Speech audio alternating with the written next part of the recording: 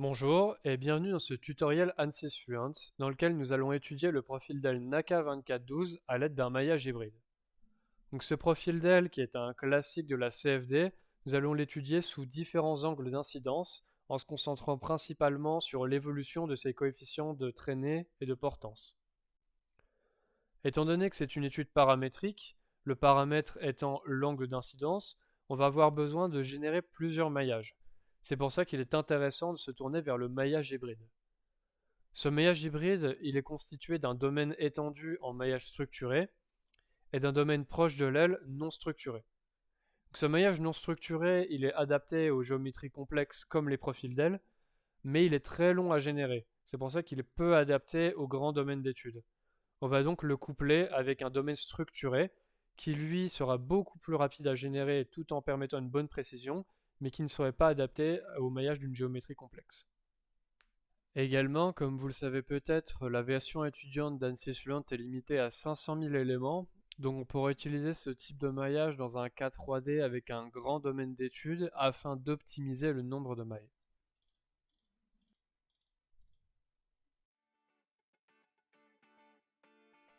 On fait un glisser-déposer pour créer un nouveau système, on clique sur géométrie et on change le type d'analyse à 2D.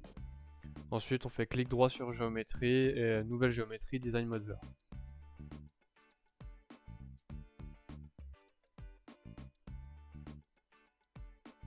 On va commencer par dessiner l'aile à partir du fichier de coordonnées. Donc on clique sur courbe 3D, on sélectionne notre fichier et on le génère. En recentrant la vue sur l'aile, on va se rendre compte que le contour est ouvert. Donc on va utiliser une ligne à partir de points pour le fermer.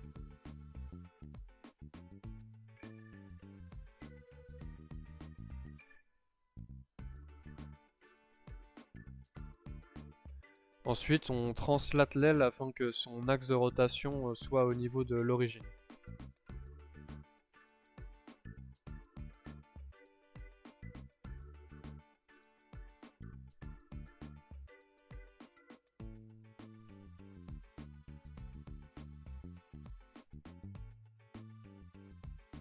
Maintenant, on va tracer le domaine proche de l'aile.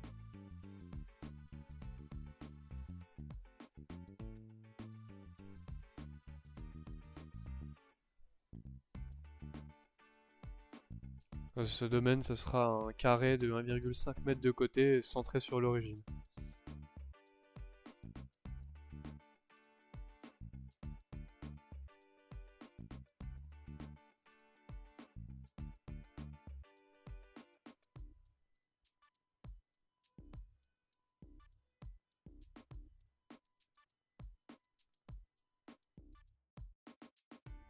Maintenant, on va appliquer une seconde transformation au profil d'aile, cette fois-ci en rotation.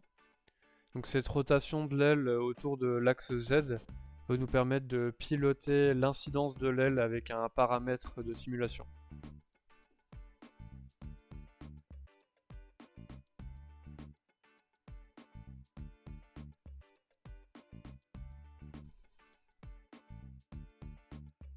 Maintenant, on va créer nos premières surfaces en commençant par celle de l'aile.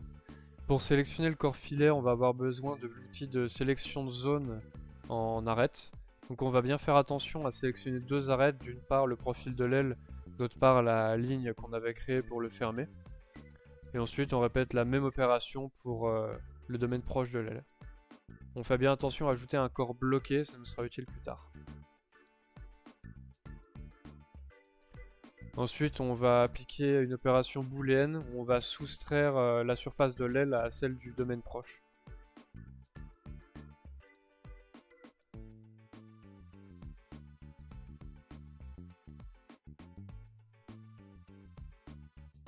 On va désactiver notre corps filaire parce qu'on n'en a plus besoin et il risque de nous gêner à l'étape du maillage.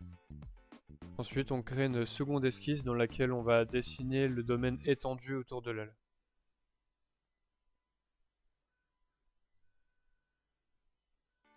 Les dimensions de ce domaine sont 5 mètres en amont, 10 mètres en aval, 3 mètres au-dessus et en dessous de l'aile.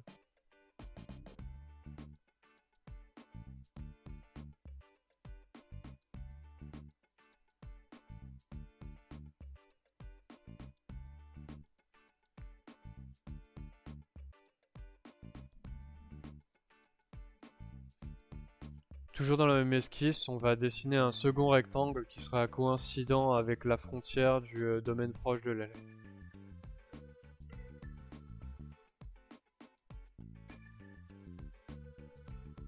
Ensuite, on peut créer une nouvelle surface à partir de l'esquisse 2, en ajoutant un corps bloqué.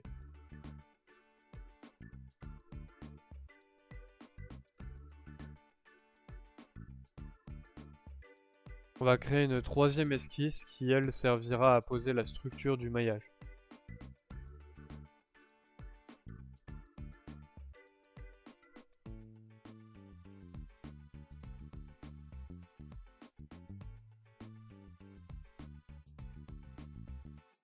Quand on trace la structure du maillage, il faut bien faire attention à la coïncidence avec les frontières des deux domaines et aussi l'horizontalité ou la verticalité des lignes.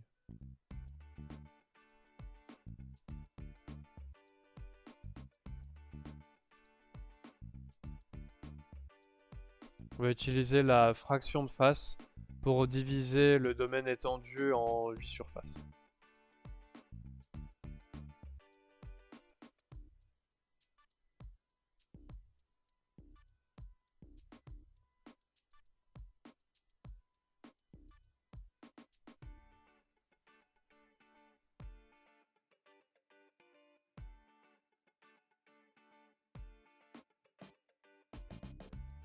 On va créer une nouvelle pièce à partir de tous nos corps.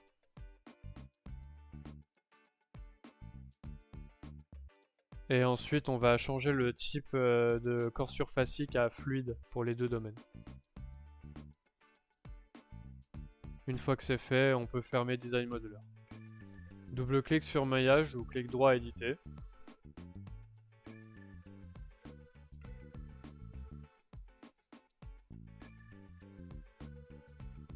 Dans géométrie, on va changer l'épaisseur des corps surfaciques en la fixant à 0. Puis on va générer un premier maillage brut, mais comme il ne va pas nous convenir, on va le modifier. On va commencer par une méthode des triangles seuls au niveau du domaine proche de l'aile. Ainsi, on va obtenir un maillage non structuré. Puis un maillage des faces en quadrilatère sur le domaine étendu, donc un maillage structuré. On va également utiliser le dimensionnement adaptatif qui va faciliter la coïncidence entre les cellules des deux domaines. Ainsi, on va obtenir un maillage hybride. Ensuite, on va passer au dimensionnement. On va commencer par celui du profil de l'aile. On utilise la sélection de zone, on fait bien attention à sélectionner deux arêtes. Puis on choisit 4 x 10 puissance moins 3 mètres en taille des éléments.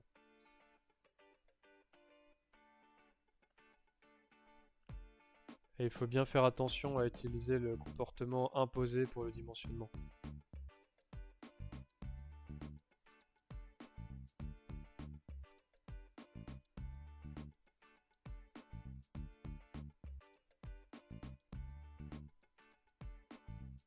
Pour le second dimensionnement, on va commencer par cacher le domaine proche de l'aile. Puis on sélectionne ces 8 arêtes.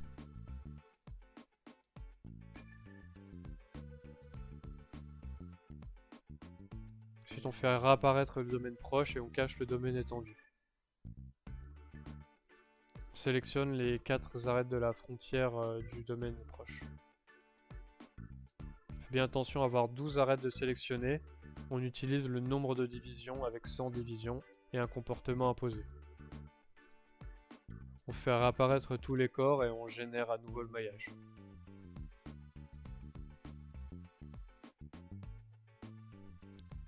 Notre maillage non structuré au niveau de l'aile est suffisamment fin et on a bien une coïncidence entre les cellules des deux domaines à la frontière. Donc maintenant on va pouvoir passer au dimensionnement du domaine étendu.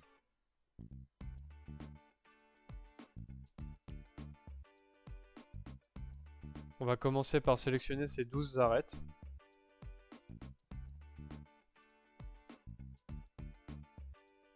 On utilise 50 divisions avec un comportement imposé et une division non uniforme d'un rapport 6. On utilise l'outil du biais inversé sur les arêtes où il est incorrect.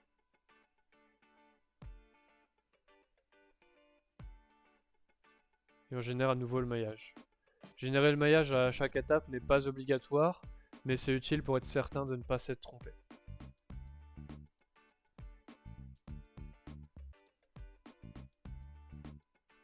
Finalement, on sélectionne ces 4 arêtes. On va utiliser 100 divisions avec un comportement imposé et une division non uniforme de rapport 6.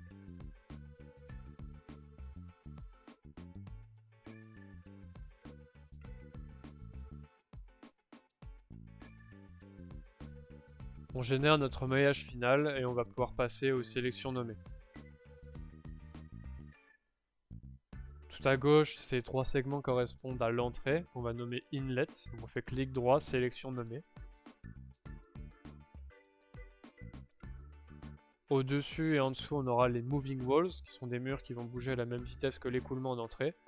On peut simplement appuyer sur N après avoir sélectionné nos frontières pour créer une sélection nommée. Et tout à droite, on aura la sortie qu'on va nommer Outlet. On utilise la terminologie de Fluent, ainsi le logiciel va détecter automatiquement le type de conditions limites qu'on a voulu utiliser. Et avec la sélection de zone, on sélectionne l'aile.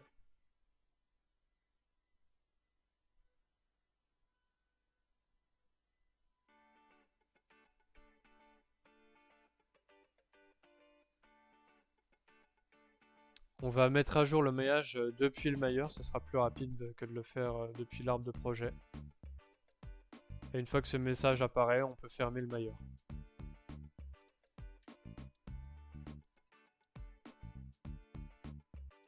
Maintenant, double-clic sur configuration ou clic droit éditer. On va activer la double précision et le nombre de processus va passer à 4. C'est le maximum autorisé avec la version étudiante de Fluent. Une fois le solver ouvert, on va commencer par vérifier notre maillage. Étant donné qu'on a une surface de contact entre deux domaines, on va être certain que cette surface de contact a bien fonctionné. On va garder les paramètres généraux par défaut. On va utiliser le modèle de viscosité Kepsilon Realizable.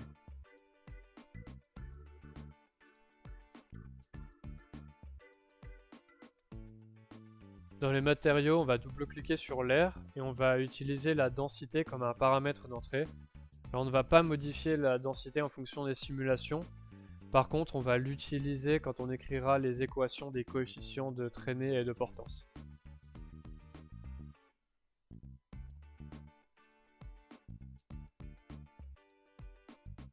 Clique sur Change Create et on peut fermer. Dans Cell Zones Conditions, on vérifie que notre corps surfacique est bien rempli d'air. Ensuite, dans les conditions limites, on peut grouper par type de condition. On vérifie que le inlet est bien un velocity inlet. Et la vitesse d'entrée sera un paramètre d'entrée que l'on va nommer vitesse entrée.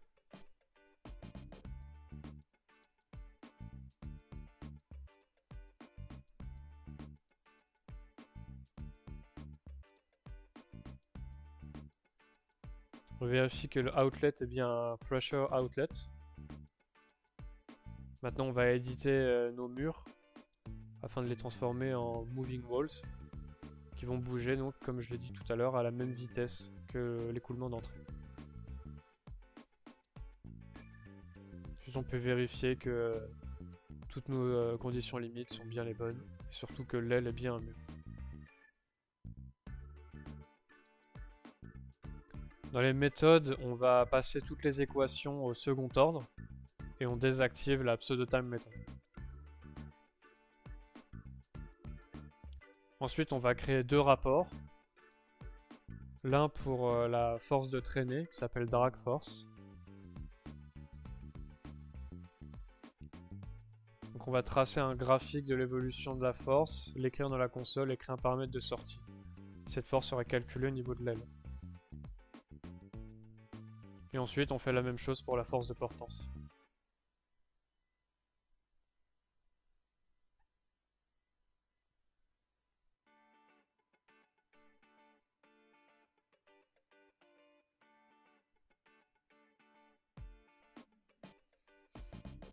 On va modifier les conditions de convergence de notre solution en rajoutant 2 pour les forces de traînée et de portance.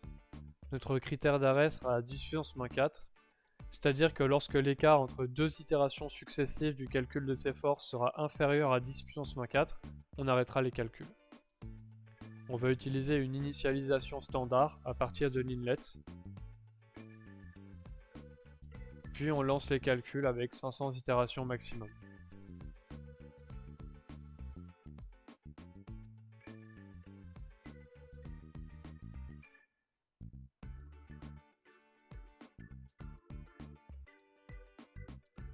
On doit observer une convergence plutôt fluide, c'est-à-dire sans discontinuité significative entre deux itérations successives.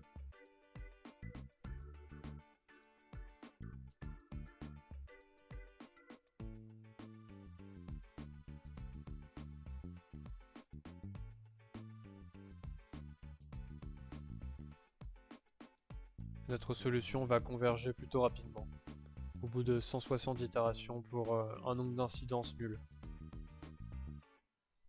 Une fois qu'on a fini tout ça, on peut fermer le solver et ouvrir l'ensemble de paramètres dans lequel on va écrire les équations des coefficients de traînée et de portance en utilisant les différents paramètres d'entrée et de sortie qu'on a définis plus tôt. Donc ici P4 sera la force de traînée, P2 la densité de l'air et P3 la vitesse d'entrée. Et donc on utilise la formule force divisé par 1/2 fois densité fois surface de référence fois vitesse de l'écoulement au carré. Et ici, étant donné qu'on est en 2D et qu'on étudie une aile, on utilisera la corde de l'aile comme surface de référence, soit 1 mètre. Maintenant, on va dupliquer le point de calcul et on va créer un point de calcul pour chaque valeur d'incidence qu'on souhaite étudier.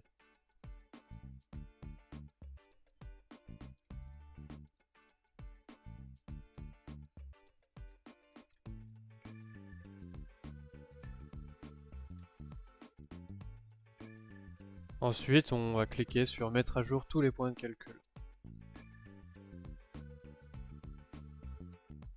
Pendant que nos points de calcul se mettent à jour, on peut aller dans l'arbre de projet, afficher le suivi de solution et vérifier que notre solution converge correctement.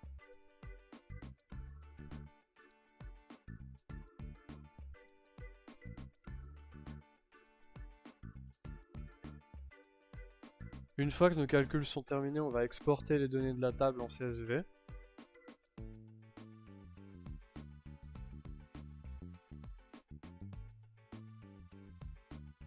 Ensuite, on ouvre ce fichier depuis le menu principal d'Excel.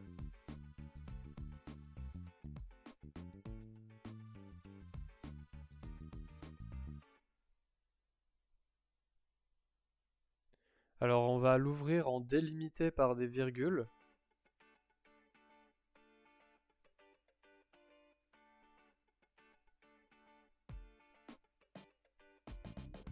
Et ensuite, on va remplacer tous les points du fichier par des virgules pour pouvoir l'exploiter quand on va vouloir tracer des graphiques. On retrouve bien tous les paramètres de notre simulation dans le fichier Excel, donc on va pouvoir tracer les graphiques des évolutions, des coefficients de traînée et de portance en fonction de l'incidence de l'aile.